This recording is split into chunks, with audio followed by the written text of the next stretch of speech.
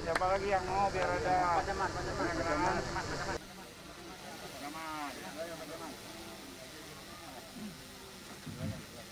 kalau mau ditambah sama yang punya nanti kita lah kan. Ada kuah. Ya, di depan juga ada apa halaman depan ya. Tinggi 36 loh. Sebenarnya ini lebih luas.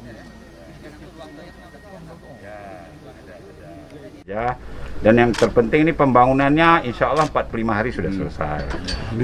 Dan mudah-mudahan dengan lokasi yang aman dari wilayah bencana tanah bergerak, masyarakat sudah merasa aman dan bisa ke sawah lagi, bisa ke kebun lagi, dan bisa bekerja seperti sedia kala.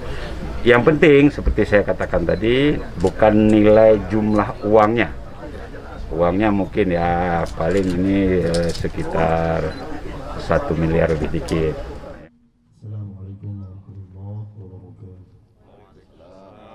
Para penerima manfaat yang rumah yang akan dibangun. Billahi taufiq wal hidayah.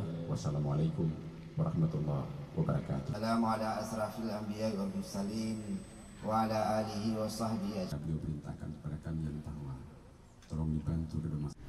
Contoh rumah Yayasan Jatlang Edi Fadil yang telah kita susun di Desa Bernun, 2 kamar tidur, ada 1 ruang keluarga, kemudian ada 1 dapur berikut kamar mandinya dan pekarangan belakang yang juga ikut disediakan. Mudah-mudahan dengan rumah yang ada ini cukup menjadi suatu kenyamanan dan tempat berlindung keluarga Pak Ibu yang berakibat karena tanah bergerak yang di Desa Alam Kling ini. Ini yang parah rumah beliau, sering nampak di TV ini. Ya. Jadi warga apa Pak? Sini nggak kurang disarankan. Kurang disarankan karena mungkin karena agak dekat dengan aliran air. Yang bergerak sini. Oh, sini 2. Tiga yang coba. Tiga lagi sama. 6, 10 ya.